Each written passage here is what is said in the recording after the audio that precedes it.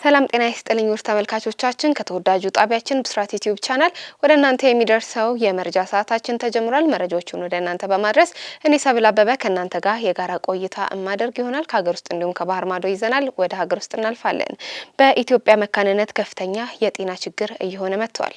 የመካንነት ችግር በሴቶች በወንዶች እንዲሁም በሁለቱም አጋሮች በጋራ ሊከሰት እንደሚችል የሕክምና ባለሙያዎች ይናገራሉ። በኢትዮጵያ የመካንነት ችግር ከሚጠበቀው በላይ ከፍተኛ መሆኑን በጋንዲ መታሰቢያ ሆስፒታል የማህፀን ጽንስ ስፔሻሊስት እንዲሁም የመካንነት ሰብ ስፔሻሊስት ሐኪም ዶክተር በላይ ቤተማርያም ከብስራት ሬዲዮ ጋር በነበራቸው ቆይታ ገልጸዋል። ከጥንዶች መካከል ከ20 እስከ 25 በመቶ የሚሆኑት በዚህ ችግር እንደሚጠቁም ተናግረዋል። በኢንፌክሽን ምክንያት የሚከሰት የማህፀን ቱቦ መዘጋት በሴቶች ላይ የሚከሰት የመካንነት ችግር 35 በመቶ ድረስ እንዳለውም ሰብ ስፔሻሊስቱ አስረድተዋል። በባክቴሪያ በፈንገስና በቫይረስ አማካኝነት የሚከሰት የሴቶች የመራቢያ አካል ወይንም የማህፀን ኢንፌክሽን ሕክምና ካላገኘምና በተደጋጋሚ የሚከሰት ከሆነ መካንነትን ሊያስከትልም ይችላል። እንደ ዓለም ጤና ድርጅት መረጃ ከሆነ 20 በመቶ የሚሆነው በወንድ በኩል የሚኖር መካንነትም ነው። በጭንቅላት ውስጥ የሚመረት የሆርሞን ማነስ፣ በዘር ፍሬ ላይ የሚያጋጥም ስፐርም የማምረት ችግር፣ የወንድ ዘር ቱቦ መዘጋት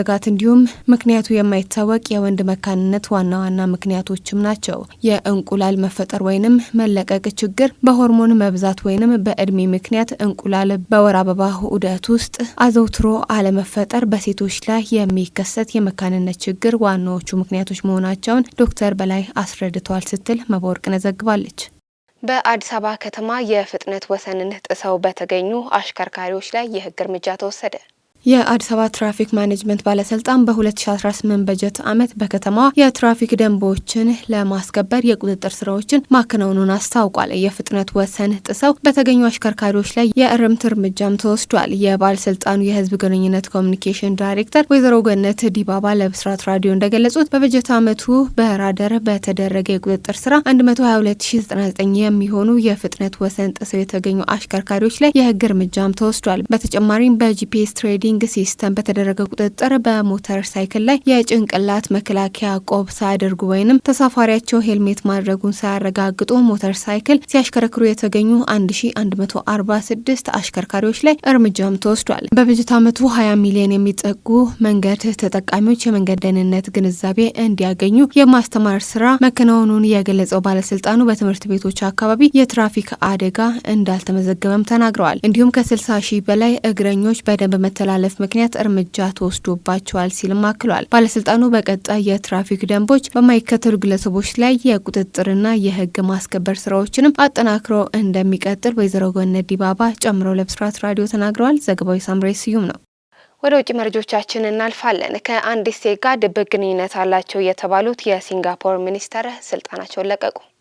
የሲንጋፖር የእስልምና ጉዳዮች ኃላፊና ተጠባባቂ ሚኒስትር ፋይሻል ኢብራሂም ከአንዲት ሴት ጋር በነበራቸው ግንኙነት ምክንያት ከኃላፊነታቸው መልቀቃቸውን ጠቅላይ ሚኒስትር ሎረንስ ዋንግ አስታውቀዋል። አብዛኛው ግንኙነታቸው የተከናወነው በኦንላይን መልእክቶች አማካኝነትም ነበር ሲል ዋንግ ሰኞ ዕለት በሰጡት መግለጫም ተናግረዋል። በተጨማሪም በህዝባዊ ዝግጅቶች ጎን ለጎን ይገኙም ነበር ሲልም አክሏል። ሁለቱም ወገኖች እርስ በእርስ የማዋከብ ክስ የቀረበባቸው ሲሆኑ ጉዳዩንም በፖሊስ እየተጣራ መሆኑንም አክለው ገልጸዋል። ከማንኛውም እንከን የጸዳ እጅግ ንጹህ የሚል ስም በመገንባት የሚኮራው ገዢው የህዝብ እርምጃ ፓርቲ በቅርብ ዓመታት ውስጥ በተከታታይ በፖለቲካ ቅሌቶች ሲናወጥም ቆይቷል። እንደ አውሮፓውያን አቆጣጠር በ2023 የትራንስፖርት ሚኒስትር የነበሩት ሱብራማኒያም ኢስማራን ከማሌዥያዊ ቢሊዮነርና የሆቴል ባለቤት ኦንግ ቤንግ ሴንግ ጋራ በተያያዘ የሙስና ወንጀል ምርመራ ሲደረግባቸውም ቆይቷል።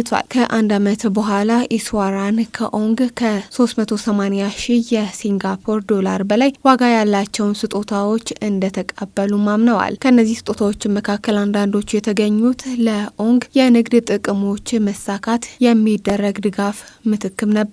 በተጨማሪም የሲንጋፖር ትልቁ የተቃዋሚ ፓርቲ ሁለት ከፍተኛ አመራሮች ድብቅ የፍቅር ግንኙነት እንደነበራቸው አምነው ከኃላፊነታቸው የለቀቁት በ2023 ነበረ።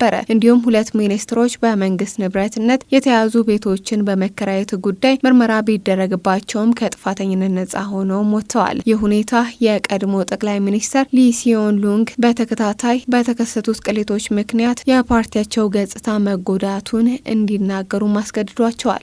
ኢራን ከአሜሪካ ጋር ጦርነት የማቆመው በሜዳው ላይ የበላይነት ሲኖረኝ ነው አለች።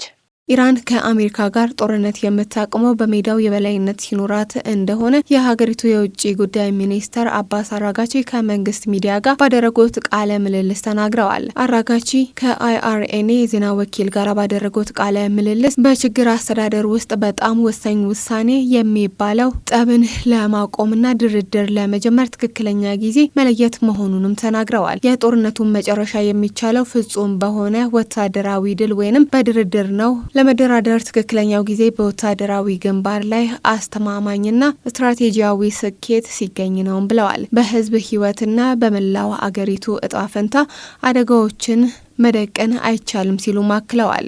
ውሳኔዎች በትክክለኛና በተሟላ ስሌት ላይ የተመሰረቱ መሆን አለባቸው ያሉት የውጭ ጉዳይ ሚኒስተር ፖለቲከኞች ጦርነቱን መቀበል ትርፍን ይጨምራል ወይንም ከባድ የሰውና የሀገር ወጪዎችን ያስከትላል የሚለውን ዘወትር ማመዛዘን እንዳለባቸው ማክለዋል። አንዳንድ ኪሳራ ቢኖርም በዚህ ጦርነት ወሳኝ ዓለም አቀፍ ተጫዋች ሆነን ብቅ ብለናል፣ እናም የስርዓቱን ጥንካሬ አሳይተናል ሲሉም ተደምጠዋል።